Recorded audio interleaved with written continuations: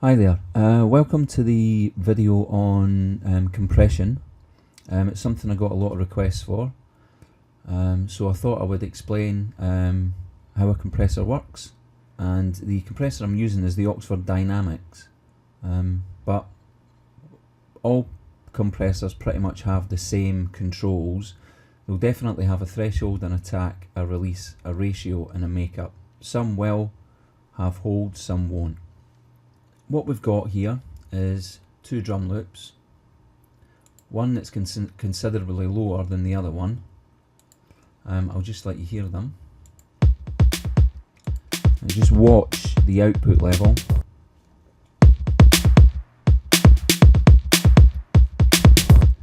Now as you can see, the output level of the first one is down here.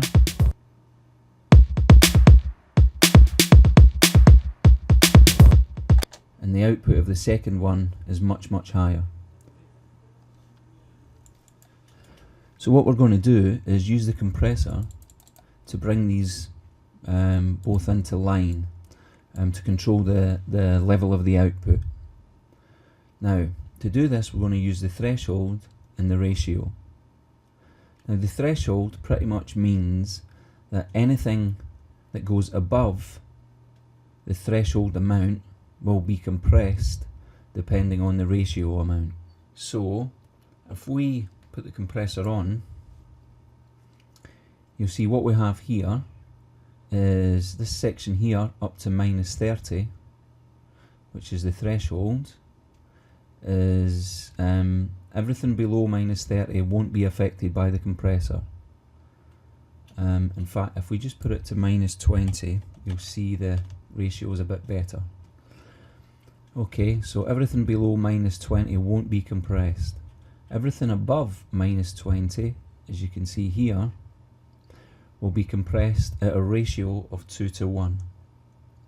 So what that means is, for every 2 decibels that goes above the threshold, only 1 decibel will be sent to the output. Now what that gives us is pretty much the dynamic range being halved. So for instance, on here the dynamic range at the moment is from -20 to 0 decibels. So there's a dynamic range of 20 decibels.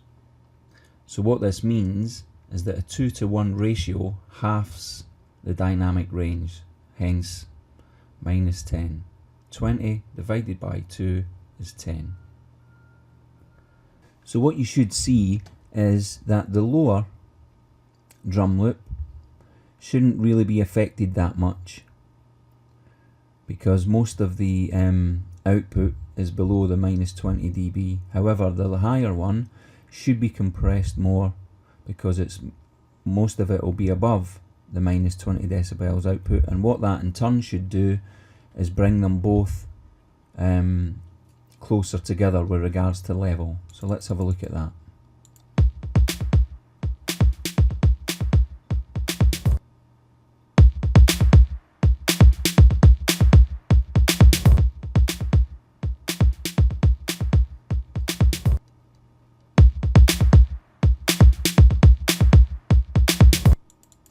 So as you can see, that's helping us to bring the levels into some kind of equilibrium. We can then use the makeup gain to readjust for the loss in level, which you'll see here.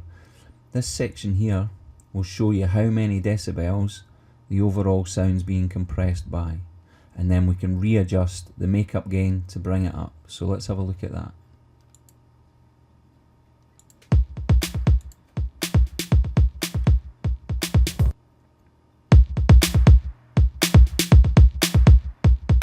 So if we raise it,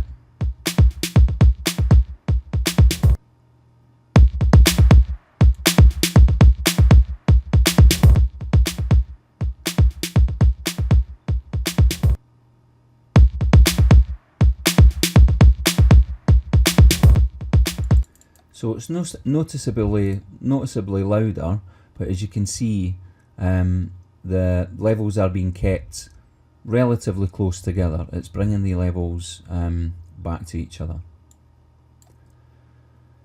Now, for the attack, release and hold sections, what I'm going to do is use a snare drum.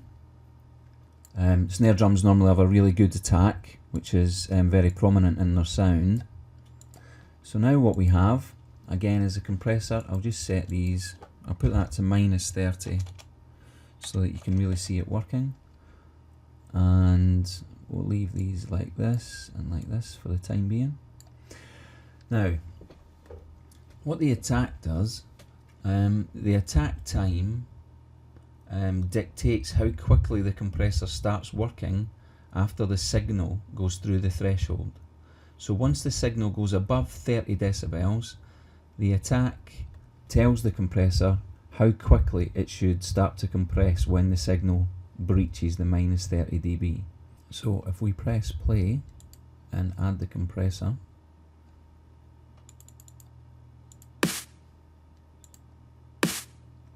okay, now if I, as you can hear, if I take the attack right off, you'll hear the compressor. In fact, let me just play the sound a little bit without the compressor.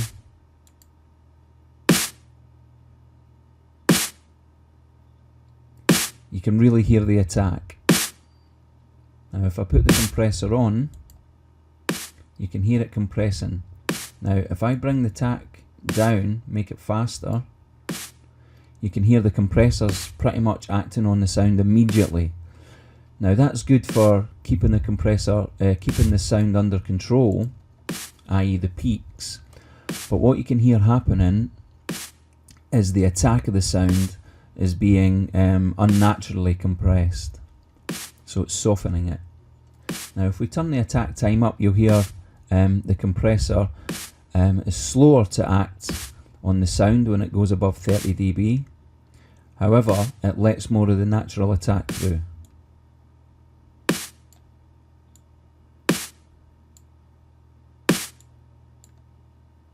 So you can hear it's a more natural sound.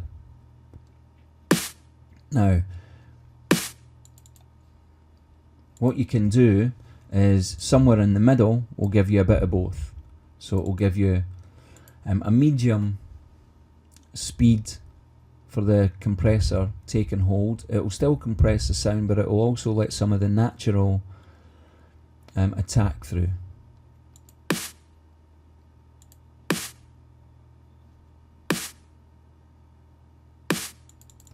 Now the release is pretty much, can be looked upon as the opposite. Basically the release is how quickly the compressor stops working after the signal goes below the threshold.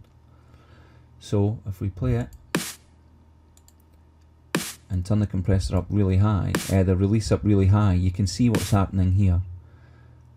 The compressor's kicking in and taking ages to stop working once it drops back below the threshold. Bring the release down. As you can see, it's releasing the compression really fast once it goes below the threshold. Now the hold feature, basically what the hold feature does is holds the compression no matter, regardless of the threshold amount, before it gets passed on to the release. So if I press play now, again, watch this section.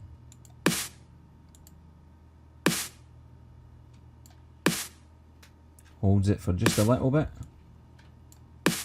holds it for quite a bit, and passes it onto the release section. And as you can hear, it affects the sound quite a lot. So that's the basics of a compressor. I hope that helps you out some way, and enjoy the rest of the videos.